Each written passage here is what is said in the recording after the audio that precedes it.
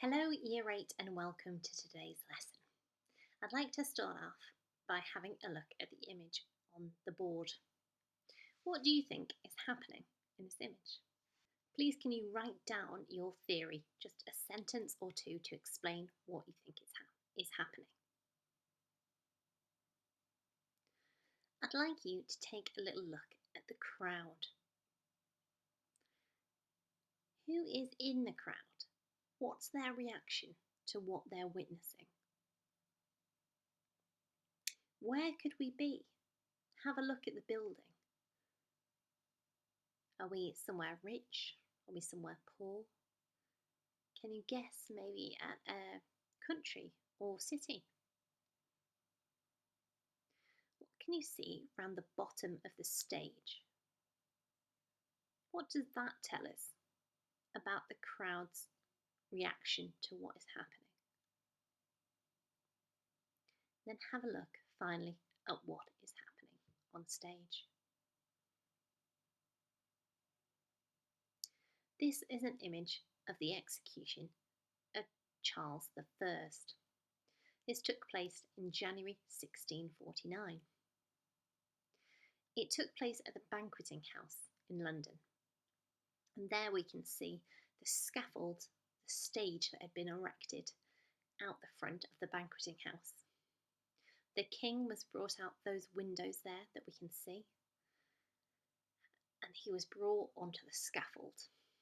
There he was beheaded, and we can see the executioner lifting up his head to show the crowd. Now, how is the crowd shown to react? Have a little look at the bottom left-hand corner there. We've got someone who seems to have fainted. Why has it been shown with someone fainting? Probably to show shock, fear. Now, we often think of executions in this period as being entertainments that people would go to enjoy. But that doesn't seem to be this crowd's reaction. Instead, they are overcome with emotion, fainting. And at the bottom of the scaffolding there, we can see lots of pikes. Can you see those upward lines? They are pikes, which are like spears, being held there by soldiers. So we've got soldiers guarding the scaffold. Why do you think that would be? It's probably to prevent people jumping onto the stage and trying to save the king. Lastly, can you see those clouds there at the top? God himself is outraged by this execution, and he is receiving Charles's soul there in the image. So this image shows us Charles I's execution, and it perhaps suggests it was very shocking and unpopular. Today we're going to be looking at a new sequence of work which leads up to the execution of Charles I. Before we can do that though, we first of all need to know a bit about Charles. So could you please put your title, Who was Charles I?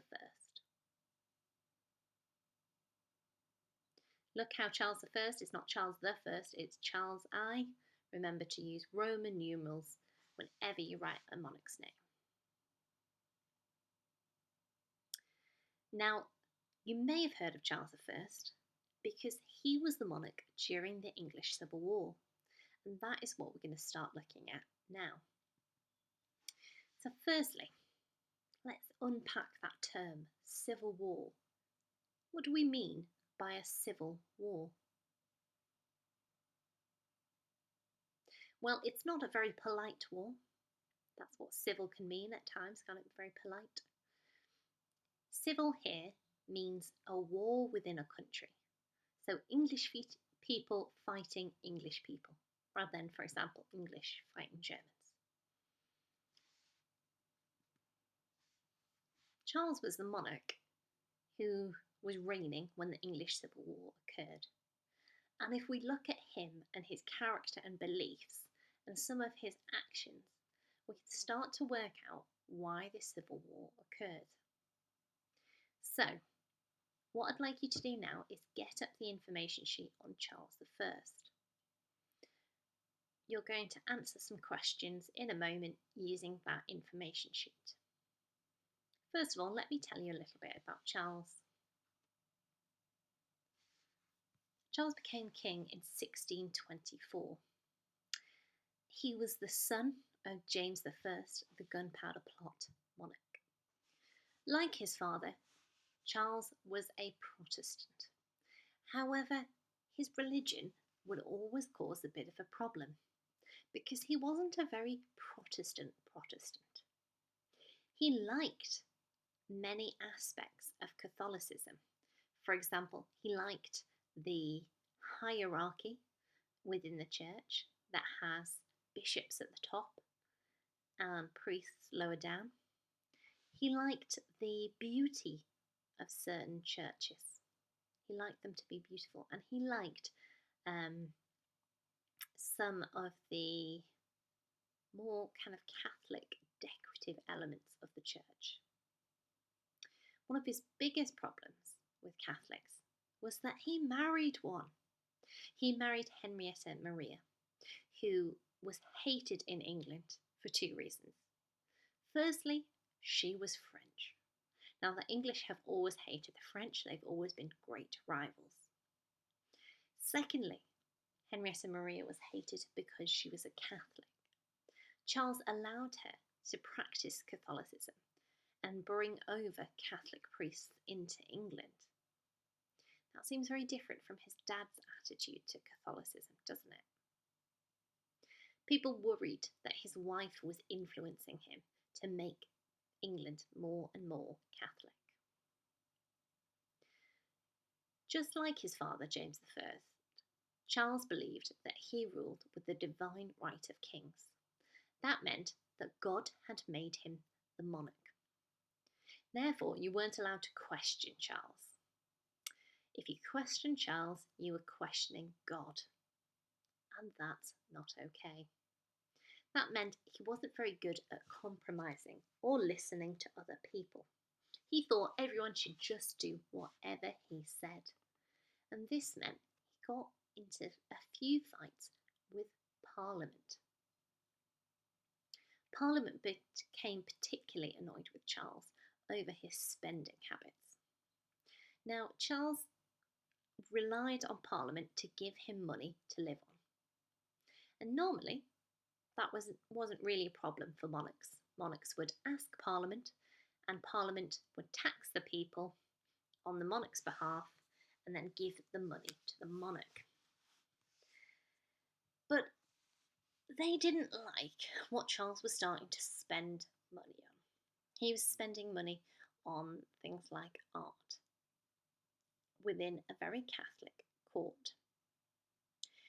And Parliament felt that he should listen to them in exchange for them raising money for him. So they started to ask him for more and more power in return for them giving him money. Now, that did not go down very well with Charles at all. He felt that Parliament was blackmailing him, saying, "We'll only give you the money you need if you grant us more power." This led to Charles falling out with Parliament. In fact, he did away with them altogether. In 1629, he dissolved the Parliament, got rid of it, and he ruled for 11 years without him. This became known as the 11-year tyranny, or the personal rule.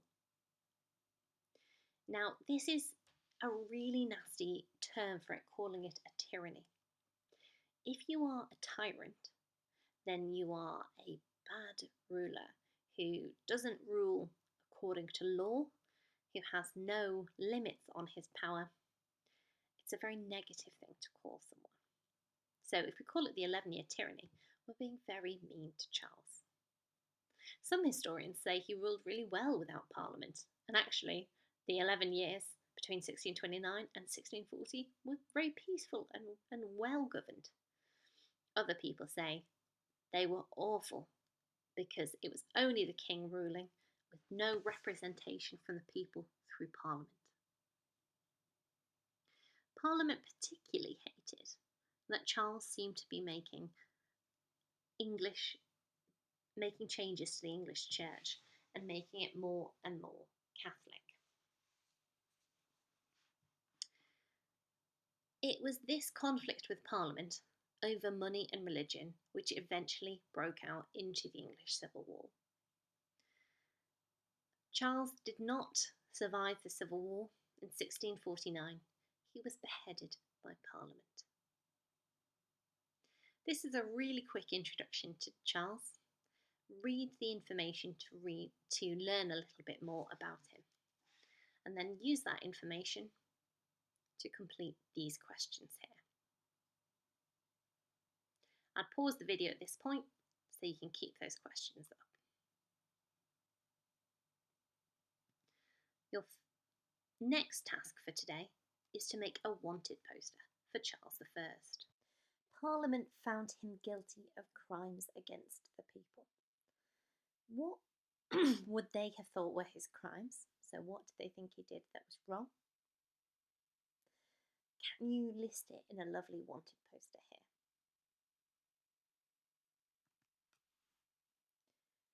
Now I'd like you to think about Charles as a king. Make a judgment. Do you think he was a good king? Was he very successful? Remember, a good monarch might be someone who brings peace, stability, maintains the financial stability of their country, so keeps them with enough money, has an heir, is popular, keeps religious peace. From what you know about him so far, do you think he's a good or a bad monarch? Draw a seesaw to show your opinion of Charles. If he's good, tip it down towards the good side. If he's bad, tip it down towards the bad side.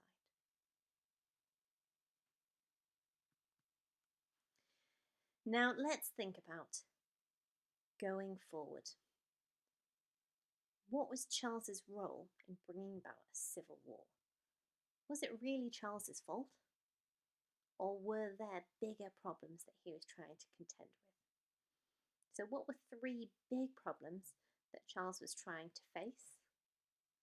And which do you think was the biggest problem for